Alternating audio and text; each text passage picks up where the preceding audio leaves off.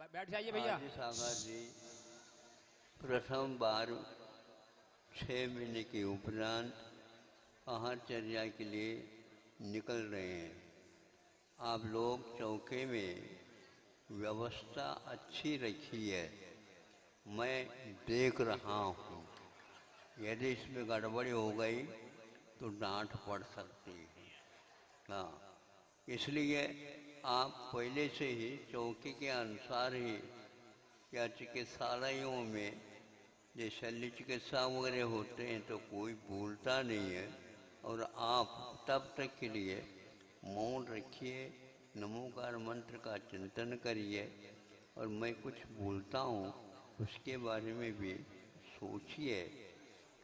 ये भगवान होकर के अथवा होनहार भगवान होकर के वज्र से नाराज संगनन है, मति ज्ञान श्रुत ज्ञान अवधि ज्ञान मनफरे ज्ञान है, तद्भव मोक्षगामी जीव है, तीर्थंकर हैं, किसी प्रकार की कमी नहीं है। तो भूख प्यास सहन करने में क्या होता था इनको? हाँ, भोजन की क्या आवश्यकता थी? ये तो दूसरे बिल्कुल हीन संगन वालों के लिए है। लेकिन ये स्थिति बंधु आप लोगों को ज्ञात नहीं है। कितना भी क्यों न शरीर संगठन या रचना बहुत अच्छी हो तो भी जीवन मरण रोग आदि आदि इसके पीछे लगे हुए हैं, लगे रहेंगे। अनुपात से आप लोगों में ज़्यादा उनमें कम आप लोगों को देखने में आता है, उनका नहीं आता। अब उनका कब भीतर क्षुधा वेदना होती है यह अपने को ज्ञात होता उस समय जिस समय वो आहार की चर्या के लिए उठेंगे। 6 महीने जिन्होंने उपवास किए किंतु फिर भी इसके बाद वो भूख उखड़ जाती है और वह मांगते तो नहीं है और कुछ संकेत नहीं है और मुख पर कोई म्लानता इत्यादि की नहीं है। नहीं समझे, जल्दी जल्दी मिल जाए ऐसे अभिव्यक्ति भी नहीं है। लेकिन फिर भी आहार के लिए उठ रहे हैं, ये संकेत ही पर्याप्त है। भीतर कुछ न कुछ हलचली मची है और उसके उपशमन के लिए भी उन्हें आहारचर्या करनी पड़ती है। आप लोगों के घर में ऐसा नहीं कि स्वयं घर छोड़ आया था वहाँ पर संकेत दे दे, जैसे आप लोग मांग करते हैं भोजनालयों में इतनी थाली आ जाए। लेकिन उन्होंने कोई भी संबंध नहीं रखा है, न ही अपने परिवार वालों को संकेत देते। अब आप देखेंगे कि ये निश्चित बात है, मुरुदेवी के यहाँ जाएंगे, नाभिराय के यहाँ गएंगे। कल तो वो रोते रोते बैठे थे, तो कम से कम जाकर के आहारचर्या के माध्यम से उनको संतुष्टि दिलाएंगे। चक्रवर्ती है, बाहुबली है, ब्राह्मी और सुंदरी उनके सम्मान की रक्षा हेतु आजीवन जिन्होंने अविवाहित रहने का संकल्प लिया, उनके यहाँ तो आहार के लिए अवश्य जाना चाहिए। कैसे आप लोगों को लग रहा? देखो आ रहे हैं, आने वाले हैं, सावधान हो जाइए। भैया यहाँ से कोई नहीं उठेगा। वो आप लोगों को मालूम नहीं है, उस समय उइगो के आदि में सभी लोग बोलेंगे नहीं, आप लोग बोलेंगे नहीं। खड़े तो हो गए आप, होना चाहिए, लेकिन बोलेंगे नहीं। बोलेंगे तो मैं बोलूँगा नहीं, ध्यान रखो। सुन रहे नहीं आप?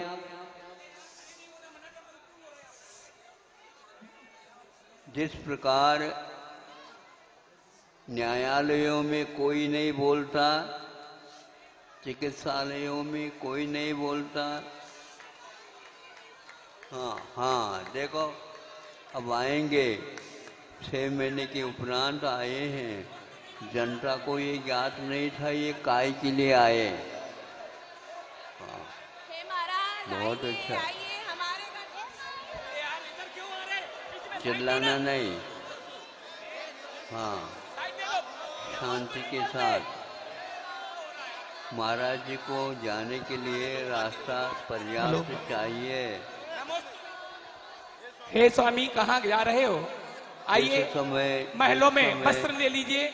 सुनिए, जिस समय आहार के लिए उठे थे, पहले आहार के लिए आप लोग परिचित हो गए हैं, किंतु उस समय किसी जनता को ज्ञात नहीं था कि ये महाराज हमारे पास आ क्यों गए। तो उन्होंने सोचा कोई न कोई आवश्यकता पड़ गई हुई, तो उन्होंने बहुत सारी चीज़ें उनको दिखाए। उस तरफ उन्होंने देखा नहीं तो मतलब ये नहीं चाहते, फिर क्या चाहते हैं। कई स्थानों पर ये लिखा हुआ है, कन्याओं को भी ला करके दिखाया। तो कन्याओं की ओर भी जब नहीं देखा तो कन्याओं को भी कहने हमारी ओर देखत तक नहीं, हमारे लिए देख नहीं रही है, तो उनको भी अच्छा नहीं लगा। लेकिन वापस आ गए तब भी किसी को कुछ नहीं लग रहा। लेकिन आप लोगों के यहाँ अभी कोई महाराज आ जाए और वापस आ जाए, हम महाराज को पूछेंगे महाराज आए क्यों और वापस क्यों गए। कोई न कोई और सेठ साहूकार दिख गया होगा, उनके आ गए होंगे। नहीं समझे? नहीं, कोई भी चयन पद्धति यहाँ चलती नहीं। कौन कहाँ खड़ा है, श्रावक है, शुद्धि बोल रहा है, विधिवत सब काम चल रहा है। 6 महीने के उपरांत भी चूँकि नवरा भक्ति पूर्वक जो पूजन आदि करेगा उसी के यहाँ मैं जाऊँगा, ये संकल्प है। लेकिन बिना संकेत के वे कार्य होगा तो, नहीं तो कोई कह दे तो इनको नवरा भक्ति कर लो, अपने आप ही आपके यहाँ पक्का है। तो इसलिए ये नवरा भक्ति नहीं जानते थे, आज सब कुछ बातें हो रही हैं। उस समय कोई नवरा भक्ति क्या है, पूजन क्या है, ये कोई भी उपदेश उनको दिया नहीं गया था। सार्वजनिक जो नागरिकता है इतना बोध तो कराया गया था, बाकी सब धार्मिक अनुष्ठान संबंधी उपदेश। हाँ देखो, दोबारा उठे हैं मतलब 6 महीने के बाद पुनः 6 महीने व्यतीत हो गए तो कितना हो गया, 1 वर्ष हो गया। 1 वर्ष के बाद दोबारा उठे हैं, फिर भी श्रावकों को ज्ञात नहीं है। हाँ,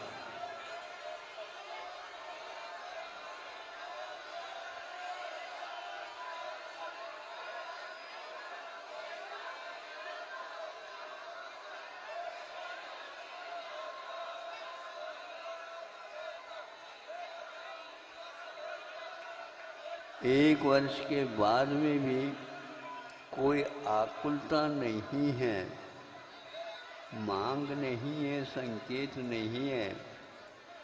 वज्र वृषभ नाराज संघन बाहर से कारण है, भीतर से संकल्प काम कर रहा है। मुझे किसी सुनो,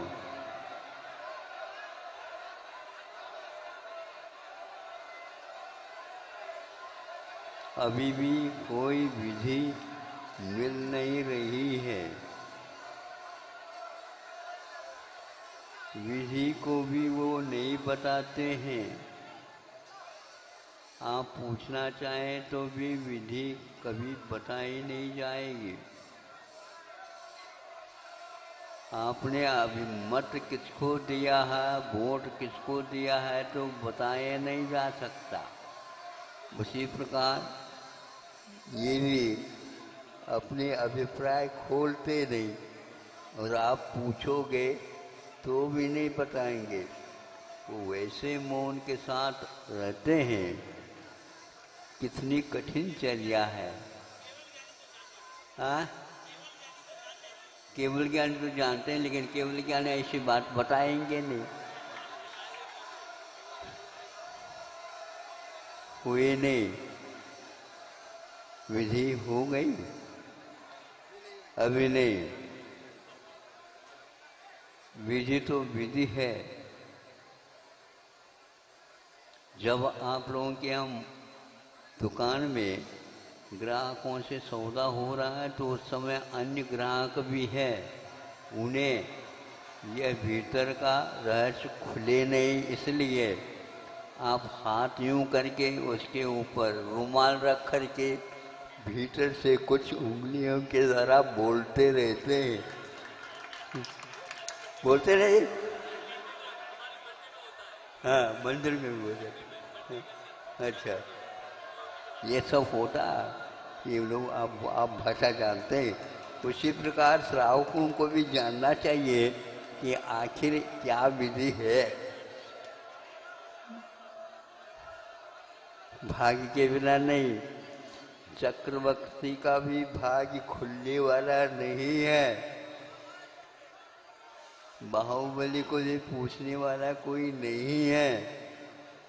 मरुदेवी और नाभि राजा को भी यह संदेह है, और संदेह वैसा ही बना रहेगा। आपके सामने वह पात्र आएगा जो स्वप्न में भी नहीं सोच सकते हैं। हाँ, देखो, राजा श्रेयांश और राजा सोम, इन दोनों के यहाँ यह विधि पट गई। सारे अयोध्या वाले रह गए। बताओ, आदिनाथ भगवान किसके हैं? जिनके यहाँ पड़गाड़ हो गया उनके।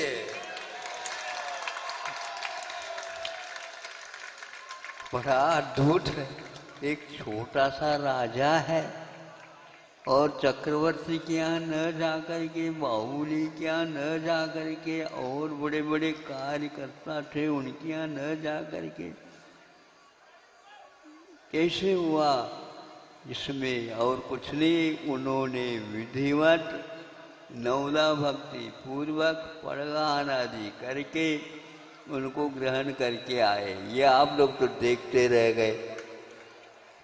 आइए महाराज, आइए महाराज। तो महाराज तो आए हैं आपके पास, लेकिन महाराज घर में चलिए ऐसे कहते हैं तो चल जाते हैं। यहाँ पर थोड़ी पूजन होना, पूजन तो वहाँ पर होना। तो ये पड़गान विधि प्रथम विधि है। फिर शुद्धि भूलना, ये 3 और विधि है। वहाँ पर जाकर के सिंहासन पर बिठाना, ये 4थी विधि है। फिर इसके उपरांत पाद प्रक्षालन करना, ये 5वीं विधि है। फिर बाद में भक्ति पूर्वक पूजन करना। फिर इसके उपरांत शुद्ध आदि को बोल करके नवदा भक्तियाँ यहाँ पर संपन्न हो जाएं। एक आध छूट गई होगी क्योंकि पूरे हो गए ना। हाँ, ये क्रम से होते हैं और ये सब कुछ उन्होंने कर लिया। चक्रवर्ती हो करके उनको अर्घ चढ़ाना, पूजन करना, नवदा भक्ति कैसी होती है ये जानता ही था। बैठ जाइए सभी लोग। प्रयोजन भूत आत्म तत्व का ज्ञान होना अनिवार्य है। उसी प्रकार श्रावकों के यहाँ जब तक आप उनकी विधि को नहीं समझोगे, महाराज आपके घर तक तो आएंगे, घर में नहीं आएंगे। आहार देंगे आप तो लेंगे, खड़े होंगे और अंजलि मारेंगे। यूं यूं ऐसा कुछ नहीं करते। इस प्रकार विधि को समझ करने वाला ये श्रावक आहार दान दे सकता। ध्यान रखो, वो ध्यान की सिद्धि के लिए, ध्यान की सिद्धि के लिए ज्ञान तो उनको खूब हो गया है। अब केवल ज्ञान होना ही बाकी है। किंतु केवल ज्ञान ऐसा नहीं होता। जब तक आप लोग सावधानी से उनको आहार नहीं देंगे तब तक वह प्राण ध्यान के योग्य नहीं बनेंगे। इसलिए आप लोगों के आहार में, नवदा भक्तियों में केवल ज्ञान को उत्पन्न करने योग्य आहार में क्षमता है। इसलिए इंद्र आकर के रत्न वृष्टि करता है। तो केवल ज्ञान के ध्यान के लिए, तीर्थंकरों के लिए श्रावक के द्वारा दिया हुआ आहार वो ध्यान प्राण की शक्ति को उत्पन्न करने के लिए कारण बनता है। इस सिद्धांत से ज्ञात होता है वज्र प्रसिद्ध नारद संगरण होते हुए भी ध्यान की सिद्धि के लिए आप लोगों के द्वारा दिया हुआ आहार वह प्राण के रूप में, ध्यान के रूप में परिवर्तित होकर के और सात्विक वह भोजन कितना महत्वपूर्ण होगा। तभी तो आचार्य कहते हैं जिनके यहाँ तीर्थंकरों का आहार होता है पाद प्रक्षालन, वह भी एकाध भाव में निश्चित रूप से मुक्ति का पात्र होता है। धन्य है युग के आदि में यह घटना घटी थी तो आज अक्षय तृतीया मानी जाती है। इस प्रकार आज यहाँ पर बहुत कुछ परिस्थितियाँ विपरीत होने के उपरांत में आज चौथा कल्याणक मनाने से पूर्वान में आज आहार का विधान संपन्न होने जा रहा है और आप लोगों सारे भक्तिपूर्वक इस विधि विधान को देखना चाह रहे, देख रहे हैं। कितनी भक्ति होती है तो आहार दान देने वाला भी मुक्ति का पात्र हो जाता है। अच्छा, श्री विद्यासागर जी महाराज की।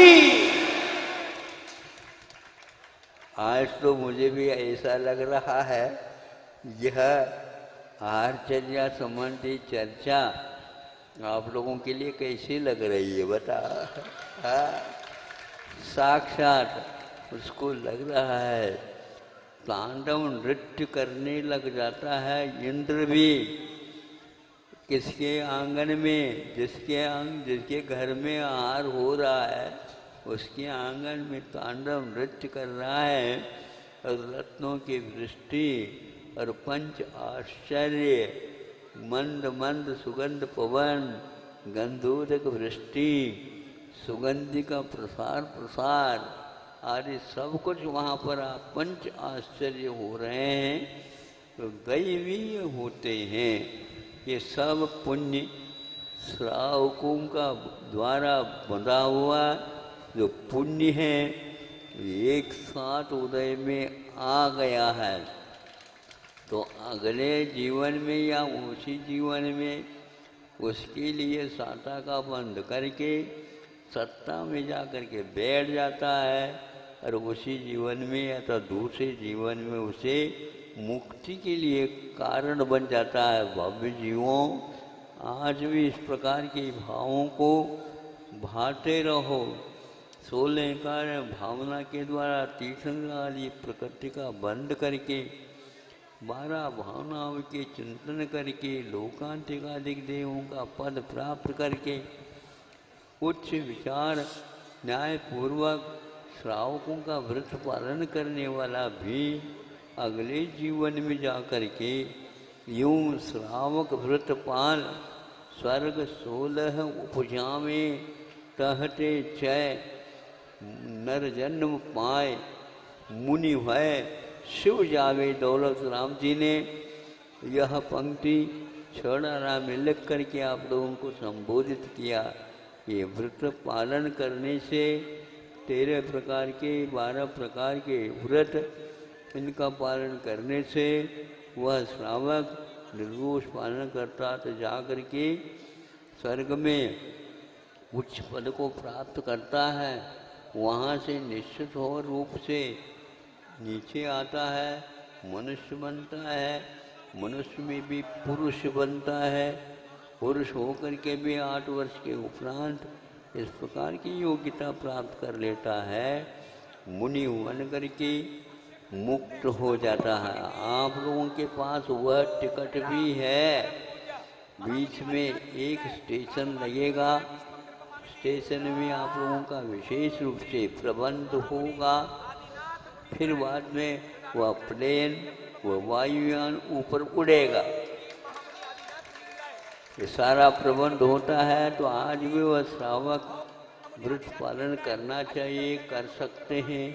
कल मुरुदेवी और नाभिराज ने दूसरी प्रतिमा लेकर के इसकी भूमिका आपके सामने यहाँ पर इन्हीं दिनों में ये 8-9 क्षुल्लक बन गए, जो कि 8वीं, 9वीं, 10वीं इन प्रतिमाओं का पालन करके और वह उद्दिष्ट त्याग के रूप में इस प्रकार के 11वीं प्रतिमाओं का साधन करते हुए वृद्ध होकर के भी अपनी विशुद्धि बढ़ा रहे हैं।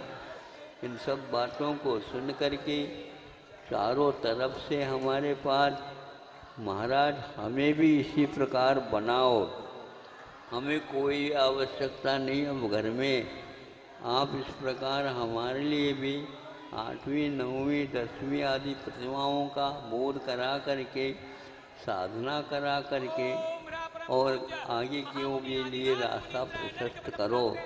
इस प्रकार लोगों को ज्ञान करने से सब कुछ होता है। देखिए पूजन संपन्न हो चुकी है, संपन्न हो चुकी है और आहार का संपन्न होने का अर्थ ही यही है कि आप लोगों का यह विधान संपन्न हो गया है। सुबह का है सानंद संपन्न हो गया है। बीच में 1 वर्ष तक विघ्न आया, लेकिन तो आज तो अक्षय तृतीया है। अक्षय तृतीया एक प्रकार से समाज में एक ऐसी तिथि मानी जाती है जो शोधित मुहूर्त माना जाता है। शोधित मुहूर्त का अर्थ इसको आंख बंद करके भी आप इसके मुहूर्त में जो कुछ भी कार्य करोगे वह आपके लिए धार्मिक अनुष्ठान के अनुसार हितकारी होगा। इस प्रकार यह आज आपके यहाँ बहुत ही नियमावर शुद्ध क्षेत्र में कार्य संपन्न हुआ। आगे ऊपर मध्याह्न में केवल ज्ञान होगा और कल सुबह एक प्रकार से निर्वाण कल्याणक मना करके आपका ये कार्य संपन्न हो जाएगा। बहुत कुछ संकोच होता था, इतना बड़ा कार्य कैसा होगा, लेकिन आप लोग छोटे थोड़े ही हैं।